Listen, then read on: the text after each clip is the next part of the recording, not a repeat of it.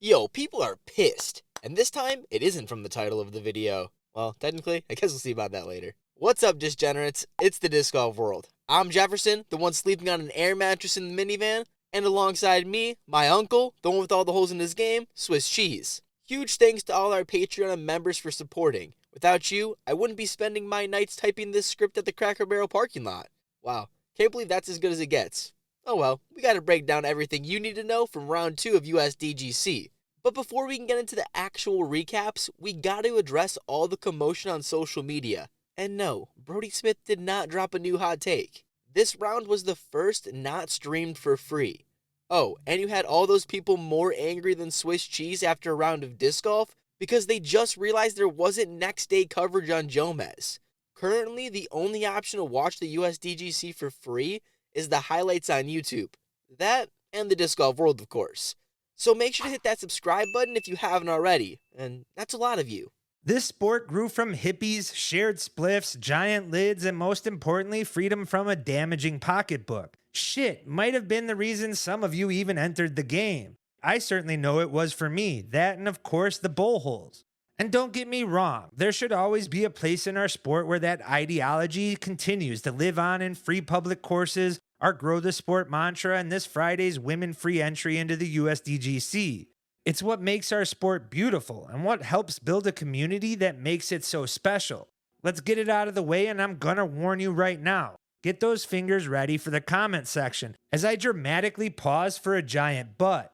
But that same ideology should in no way extend to our professional side of the game. Don't get me wrong, the DGPT has made numerous and at times egregious errors in their promotion decision, tier subscriptions, monetized focus of their consumers, and what I view as wasteful spending on shows and payroll. And in no way, shape, or form should consumers be paying for years of standard subscriptions while supporting the professional game and tour for that matter, only to face an upcharge for the premier events. Which, don't get me wrong, the PDGA has their hands in that cookie jar also. But in this age of monthly subscriptions, OnlyFans, pay-per-views, it has now become common practice in our everyday lives. To believe a company should invest hundreds of thousands of dollars, if not millions over the years, to place their coverage simply free on YouTube for you to enjoy, even if you believe it grows the sport, still doesn't make sense either, especially with the consumer demands over production and product quality. But we need to be honest with ourselves also. No professional disc golf tour has ever been profitable. And if we're being real, the Jomez option wouldn't even exist without the tour's bailout either. And yes, I certainly know they contributed to that demise, but we need to recognize they simply sped up the process. The sport's largest free option had over 400,000 subscribers at their peak, yet their Patreon only topped 4,200. Didn't stop the community demands of more coverage, better production quality, resolution expectations, faster edit turnarounds, and retention of their hosts. Oh, and of course, the ad complaints, on top of expectations of them being at the biggest events. All their ad revenue, merch sales still had them needing even larger financial investment into our sport. And keep in mind, a professional tour to help get them to those heights. Credit them on the principles of refusing to put their product behind a paywall. Yet it ultimately cost them, as their community's expectations, the cost and manpower involved, saw them ultimately sell, as it just wasn't sustainable. Take it from the guys who live out of a minivan, put in hours driving to events, filming on the course, viewing, researching, scripting, recording, and editing just to pump out 10 to 15 minute videos 3 to 4 times a week. Only for 65% of you to consume it repeatedly without subscribing. And that button is f***ing free. Lucky for you, we're just a couple of shit talkers providing what we felt was always missing in all the other coverage. That and to prove all those wrong that believe fans are starting to turn against this channel. Now, I'm not going to tell anyone how to spend your money, but expectations on making any part of the professional game free, even the first day or post-produced for that matter, doesn't help the pros, a national tour, and could actually send our sport backwards. Because if they fold tomorrow, and trust me, we hear the talk from the pros daily now, where does that leave the sport? I'll tell you. A tiers with no prize pools, less professional player participation, and some events with no coverage at all. And at best, a few channels providing coverage, and simply waiting for the next big money investor to save our sport. Despite popular belief, currently nobody pays us. So if we're being honest, we either need another spike of people consuming content, or we aren't going to be able to continue what we do. Not that we're going to go away. However, our approach will most likely look completely different next year. I would love to see what the numbers behind the paywall look like to have a true opinion, but for all I know, they're only in more dough than when the Halo Rolos dropped. But from the amount of comments, I don't know if I can assume that. Make sure to let us know down below. Did you pay the extra price this month so you could watch, or are you relying on us? Or worse, are you going to be the person to complain about spoilers until whenever the hell Jomez drops? Good thing you don't gotta wait for that. We got you covered. But you're not going to be surprised to hear Gannon Buhr found his way back to the top. He made mention that the first stretch of the course was the hardest for him, but after getting through hole 5 1 under, he was looking good, as he would already take a stroke from Anthony Barella and kick off a 3-hole birdie stretch. Started the back 9 with a big eagle, and although he seemed to slow up, he finished his round with 5 textbook birdies. I'm talking to the point Will Schustrick should take out a pen and paper. Gannon's putter's been hot, missing only one of his 10 C1X putts and smashed 3 from beyond the circle. It's scary when Buhr's on fire with his putt, yet is making up most his strokes off the tee. Leading the field gain tee to green and nailing 18 out of his 19 fairways. Gannon is just warming up, and I don't think the 11 under is going to be his best round out here.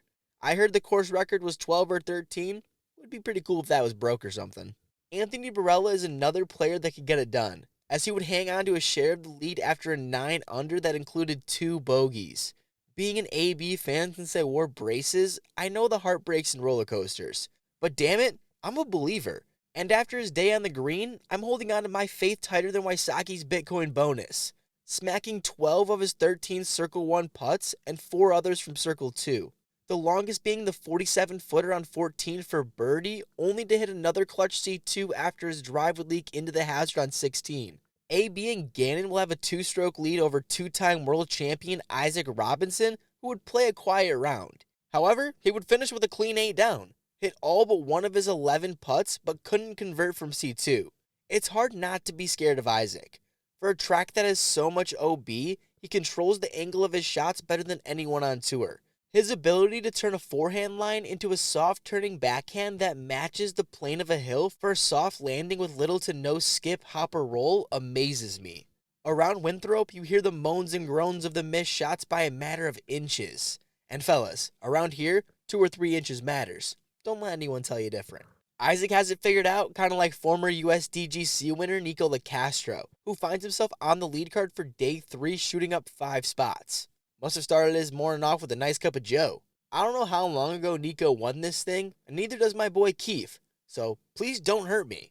I've said it enough times by now. I grew up watching this course, and I'll never forget young Nico in that damn Shoestrings documentary. Comment below if you think he had more birdies today than the URLs he still owns. If he wins, I'll ask him at the next press conference. I, like most of you, was looking forward to some better scoring and player movement like the men provided on day 2. Simply put, that didn't happen, as this stroke and distance is bringing the scores down thus far. Sure, there was Paige Pierce, whose morning meditation must have hit as hard as the fans spectating the event, as she matched the hot round of the tournament with a 7 under that saw her climb up the leaderboard a total of 24 spots. It's certainly an impressive score, but she still finds herself 3 over on the round and 13 strokes back. As for the lead card, there was minimal movement. Evelina Salonen came in with a 2-stroke lead and left with the same after only a 3 under day, as none of the rest of the field took that much advantage. Which today was the day, as Evelina minus Proctor on the bag had her revert right back to her expected lead card putting yips. I mean, if Brody's watching from home, he has to be hot, as she finished 50% from inside the circle, where most of her C1X misses came from inside 20 feet, including a birdogey in her first 3-putt of the tournament on hole 12. But the most costly was her miss on 18 that resulted in a 2-stroke swing and cut her lead down from 4 strokes.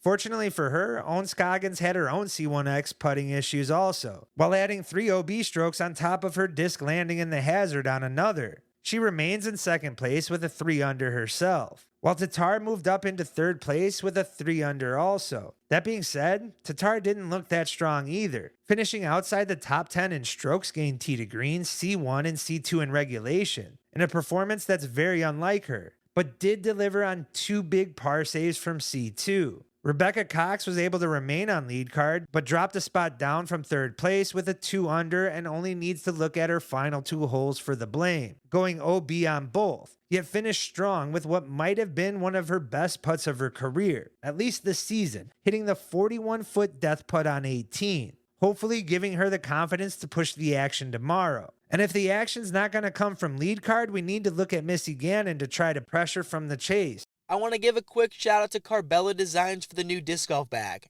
I've been rocking the same one for over a decade now, and let's be real, the only way this broke 23-year-old is doing anything is if it's free. So hey guys, if you wanted to be mentioned on Disc Golf World, you know how to do it.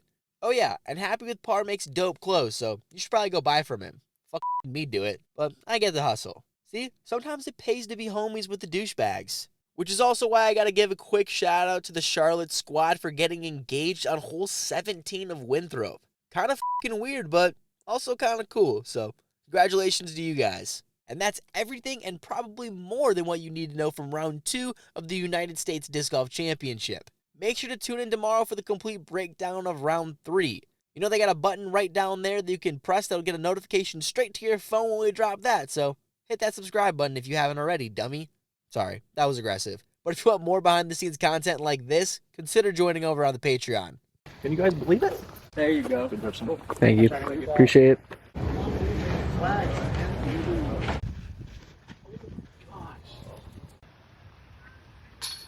Yeah.